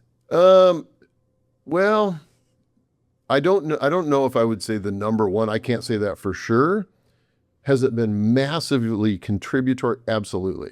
Absolutely. I mean, like I look at the kinds of foods my parents were eating when they were kids, and it's like more and more processed stuff. You know, this is back in the 1940s and 50s. And it was cool, right? Like everything's getting put in a can now. Like you don't have to go out to the garden and pluck it and eat whole foods. And the cost is the longer your mouth is exposed to acids. So when the oral microbes break down fermentable carbohydrates, one of the byproducts is acid. And we know scientifically it doesn't matter what you're eating necessarily. Like you could even eat a really, really healthy meal. Still, you're going to take a dip in the acid pool. You know, now it's worse, of course, if you're eating like a Milky Way and you get sugar stuck on your teeth, you know, or a bit of honey or one of these candies. But one of the risks that I see for people, especially with beverages, like sugary beverages, and that includes quote unquote healthy beverages like kombucha, you know, it's that tartness is the acid that's in the drink. There's a lot of sugar in it. What people don't understand typically is that every time you take a sip, you take another dip in the acid pool, and it takes about 30 minutes for your saliva to buffer that to bring it back up to neutral. Well, if every 15 minutes or 10 minutes you keep sip, sip, sip, sip, sip, and it takes you like, you know, 4 hours to get through that kombucha, because of course everybody's carrying things in insulated mugs now. It's like you never get out of the acid pool. And the teeth start to raise their hand and say, you know, like we can't tolerate this. Okay, what about toothbrush? Electric or just regular toothbrush? Both work, honestly. Like I use both. You know, I don't have an electric one at my office, so I just use a regular one at the office. But I like personally, you know, nobody pays me to tell you this, but I like the design of the Braun toothbrush. It's like, because it's a round head, it just seems to work more effectively than the rectangular one that the Sonicare. But can you brush your teeth effectively with any of those things? Absolutely. Absolutely. I even heard people saying, dentists saying that it's not, you don't even have to have a toothpaste. Just you have to brush it, right? It's not about the... You can clean your teeth without toothpaste. Yeah. What about mouth and teeth hygiene? How, like, let's say, should I clean my teeth at the dentist once a year, every 6 months? How often? Good question. Good question. I would say that is one of the most highly variable things that I see. Because I meet some people where I'm like, wow, like it's been 3 years since you had your teeth cleaned and there's not a speck of plaque. Like it is immaculate. I mean, in that instance, like they don't need a dentist, you know, like you're doing fine. However, there are other people, I mean, regardless of how they got there, they may have some systemic health issues. They may be on medication where they build up plaque and tartar like crazy. And I mean, we've had some folks where it's like, please come see us once a month until we can work with your healthcare team. Once a month. Once a month. Because they just build up plaque and tartar so fast. I mean, these are people who are generally sick, you know, and they're not able to get it off fast enough, I guess, or effectively enough. But yeah, I mean, the whole notion of like, does everybody need a cleaning every 6 months? I would say strongly, absolutely not. There's a lot of people who... You're a bad businessman. It's your business. Come on. Every month, guys. We do it every month. We don't even have a I mean, we hardly even have a cleaning program in our practice anymore, right? Because it's like, we're focused on helping people who are actually suffering. Like their health is suffering systemically due to the garbage that's been put in their mouths over their lifetimes. My hygienist will, of course, like clean their teeth prior to the surgical event just to make sure it's as spick and span as things can be. But, the 20 some odd years that we had a hygiene program, we don't have that anymore. Which the good news is, like, people can go to any practice and get their teeth cleaned, right? I mean, there's a lot of places that they could go. They have a lot of resources, I should say. So I got my, when I was living in my home country, Lithuania, I did hygiene, let's say every year, maybe every 18 months. Mm-hmm. Every time it lasted 45 to 60, maybe to 70 minutes. Then we lived in Spain for 2 years. Mm-hmm. I did my hygiene. It took me only 15 minutes.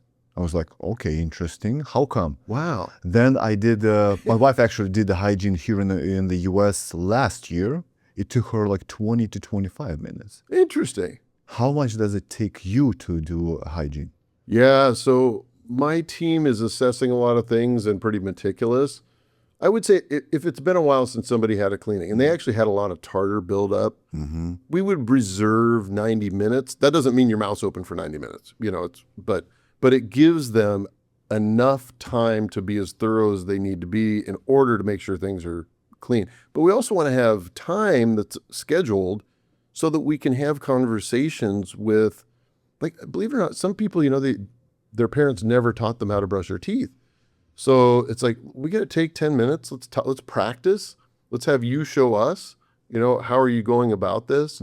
So that we can be good, supportive coaching members of their health team. But those 15 minutes hygiene practices is a scam.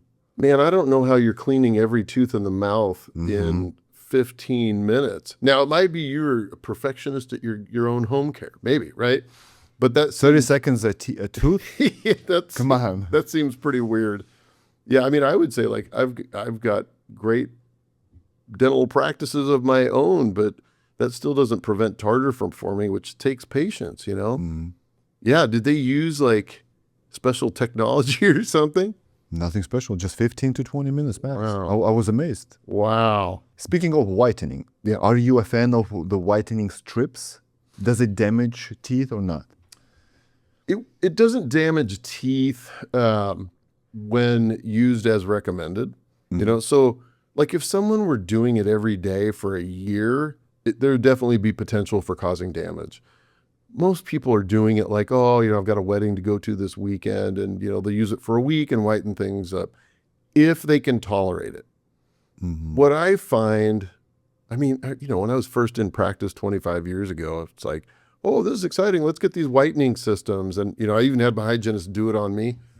Oh my gosh, my teeth were so sensitive, and I see a lot of people when they're doing in-office whitenings, their teeth get so sensitive. Like, I get that it can make my teeth brighter, but I don't want to experience that pain again. We actually use a system called Perio Protect. They're trays designed to go over your teeth and onto your gums, and it creates a total seal on the gum line. And you put a very low concentration hydrogen peroxide gel inside. They were designed to help dissolve tartar deposits so that you could clean more effectively at home. But because it's a low concentration peroxide, it also brightens teeth. I've never seen anybody have sensitivity with those. We've probably been using them for about 10 years. I love that solution, particularly because most people I'm meeting, like, we're putting in new restorations, fillings, crowns, implants, and I want their gum health to stay immaculate. So that's like kind of their cherry on top when they finish their journey with us, they get their Perio Protect trays. But I think that, and that, by the way, with Perio Protect, because it's such a low concentration, you can safely use that daily, right? But yeah, high concentration whitening, I don't advise. Because it damages the enamel? Yeah, exactly. But once you damage it, you can't restore it. Is that correct? If it's just surface level, so your teeth every day, every time we eat, and we take that dip in the acid pool, we're losing some mineral. And then the saliva is like, hey, man, here's some more mineral. Let's bring the pH back up and put it back in the tooth. Thank you. Yeah. Yeah. So it's like, you lose a little, you gain a little, lose a little, gain a little. And the goal, of course, is to stay in homeostasis, stay balanced. The challenge would be whether it's food or in this instance whitening products that are, pulling more mineral off your teeth. If you're doing it every day for months on end, there's a good chance you could create irreversible damage. I mean, somebody who wanted that significant of a whitening change, I want to shine like a lead at night. Yeah, bright without light. using a flashlight. Yeah. That's when I would be talking to somebody about no prep veneers. It's like in order to permanently make that kind of a change, we can always add something to the teeth, depending on the bite relationship, of course. But to me, that's like the safest way. No damage to the teeth. It's brighter. And I've only had to do this once, but if I ever wanted to remove one veneer, let's say a veneer chipped, I have a couple of different lasers in my practice that I can shine through the veneer. Okay. And it interacts with the bonding resin underneath and pops the veneer off. No way. Yeah, absolutely. It's so cool. That's the stuff that costs $100,000. Yeah, that's right. That's right. Okay. It's like, like the right tool for every job, That's like a gun. You can point at someone and just bam. Totally. It's so helpful. And the technologies continue to evolve in terms of how we can use light, which is super, super cool. But man, I love that. Like when I'm trying to, as a matter of fact, yesterday, taking off an orthodontic retainer for this young man. He's highly allergic or sensitive, I should say, to nickel, and he's licking this metal retainer ongoing. They had bonded it to each of his lower incisors and his canines. So most dentists just take a drill and start drilling, and then when you run into the metal, it sends metal shrapnel everywhere, So for 23 years now, I've used erbium lasers to erase the composite because there's no interaction with the metal, right? Mm-hmm. So I can just erase using a laser the composite that's over the metal, then just reach in and grab the metal bar and take it out. And then I can polish the composite away, finish that. It's amazing how you can use pulsed light to do this stuff. But when you put on those veneers, do people feel them? Yeah. You have to get used to it? That's a great question. So typically it's like a day. It's like, it feels a little thicker, because you're adding, at least in my hands, Only on the outside, right? Correct. On all the teeth? Typically, typically is not a great word. I would say the majority of people's smiles that I've enhanced, most of them were just the uppers. And in those cases, it's because they don't show their lower teeth, The other thing to consider, of course, is that, most people's teeth, the lower teeth bite inside the upper teeth. So you can add something to the lip side or even the biting edge of the upper teeth, and you're not getting in the way of the bite, right? Within reason. If you want to add stuff to the lowers, though, like either you have to grind tooth structure away or you have to elevate the bite height. Like maybe they have some crowns on the back teeth. You have to make slightly taller crowns to make the room for where that lower veneer would go. Yeah.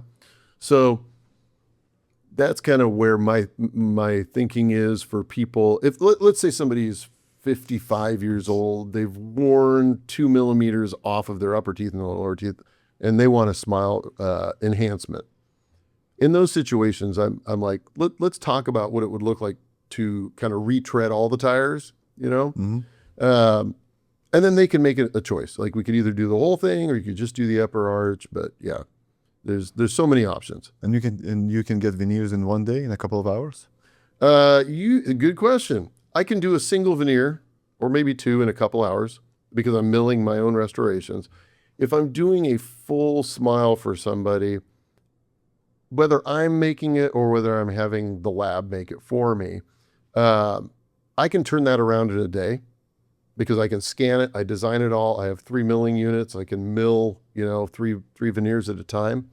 But then there's processing time, right? Like they have a little sprue attachment, so it's grinding the veneer out of a block. And then when it gets to the end, it's still this little sprue that's attached to the block, and I have to manually take that off, remove it from the veneer, polish it, shape it. It's a ton of work. It's a lot of fun, but it is it's a lot of manual work. So and when you get your veneers, you can serve your own teeth, right? you mean like cleaning them? No, you just conserve the teeth on that if you have veneers, because you chew your Correct, bite yes. with the veneers now. Absolutely. So it's even good for you. Good point. Yeah, so typically like we're trying to protect areas that have maybe broken or worn down over time. Yeah, I mean, I've done a lot of smile makeovers for some men, but mostly women in their 60s. You know, it's like they want all the metal out of the back, but then as they see the potential for making those teeth brighter, then it's like, oh, what can we do here? You know, I'm gearing up to help a woman that lives a couple hours south of us soon, where, you know, I'm going to create all the veneers, partly because I love doing it. It's fun, you know. It is a ton of work though. Like I'm at the office late night, you know, doing those things. But they're beautiful. And again, it's all reversible. So if I'm like, well, something happened here. I had a patient who lives in California. She broke one of the 24 veneers I put in her mouth. You know, no big deal. You know, part of it chipped, lasered it, popped it off, polished the tooth, rescan, new veneer, one visit. Okay, so let's say I wanna do veneers. Dozens of thousands of dollars or up to 10? Yeah, 10 like grand. it's no more than that. Like if I'm doing a full smile, Let's say only the upper. just the uppers, probably around 30. 30 grand. Yeah. And I mean the lab fee alone, I mean, if I send it to a lab, full upper is gonna lab fee is probably around $6,000, something like that. Yeah, it's significant. It takes a lot of time. You know, one of the things that because of how I do veneers, you know, meaning I'm not grinding the teeth down, I'm not making little edges where it fits perfectly. I have to, when I'm just laying it over the tooth in the fashion that I've designed it, you got extra cement going here and there, and then you got to clean all that stuff up and then polish it all. So you spend a lot more time after they're bonded in, making it, you know, you got to be able to floss and it's got to be smooth and all that. But you're saving so much tooth structure. I mean, you're saving all the tooth structure in most instances. So girls, if you see a guy with the veneers, that's a rich boy. Yeah, Get him. It's an investment, right? I mean, it for sure is. Or he's paying like monthly payments. Well, and yep, people do that. Yep. Okay, did we leave anything on the table? Any topic, any myths, anything you would love to share with my audience? Because I believe we touched a lot of stuff. Yeah, we did. Well, first of all, thank you for this opportunity. Thank you for coming from Oregon. I really appreciate it. And I think that one, I would love for people who watch this, you know, please follow my Instagram. Links, all the links in the description. Thank you. Please do. And share it with every person you know and care about, because our profession has a long way to go. Dentistry has a long way to go before we start treating people's mouths as though they are actually connected to their body, which of course they are, you know? So I believe it's going to be a grassroots change. People are welcome to go to my website. I think there's a wealth of information. Is that correct? Is that true that this is the way that teeth are connected to our brains? Yeah, you know what's nuts is that from when we're developing as an embryo, the teeth develop out of the neural crest cells that form the entire central nervous system. That's what your teeth come out of. But yeah, that picture up there showing all the distribution of what we call the trigeminal nerve, that's how it's connected to your brain. Yeah, and you can have a headache, you can, let's say, take a pill or two, but if you have a toothache, it drives you nuts. Horrible. Horrible. Oh my gosh, I saw this lovely woman on Monday. I hadn't seen her in 20 years. She came to see me as a patient in 2006. And I had helped her. You know, she had since gone on to get married and have a family and all this stuff. And she had a tooth on fire. She had had a filling done and it was on fire. We actually ended up taking it out the next day because she was in so much pain. Sadly, when I took the top of the tooth off, because I wanted to see where did this filling go. Literally, the filling was drilled into her nerve. you know, and the tooth was dying. It was severely painful. But yeah, like you look at that image and it's like, it's literally connected to everything. And that's just the nerves. That's not showing lymphatic drainage, blood supply. Yeah, this stuff is real. But thank you. Thank you for the opportunity. Thank you for coming. All the links are going to be in the description below. Guys, buy the book, read the book, and teeth are, I wouldn't say, one of the most important things in our bodies. Absolutely. Because we experience it, we feel it every single day. Absolutely. Great oral health is akin to great whole body health. I mean, it is rare when I see a person with impeccable oral health, like they're almost always in great health, you know? Because when people aren't in good health, the whole body's paying the price. You know, it's not just a thyroid issue. It's not just a small intestine issue. It's like the whole body's suffering. And the mouth is connected to that. And there's a reason why rich people, once they get rich, they always start with their teeth. They don't buy Ferraris, Porsches. They get their teeth right in the first place. That's a good idea. I encourage that. I know you have a plane to catch. So yes. Thank you very much. Thank you. From the bottom of my heart, I would love to say thank you for watching this entire episode till the very end. Be sure to subscribe to this channel, like this video, and click here or here and watch another great episode. God bless you.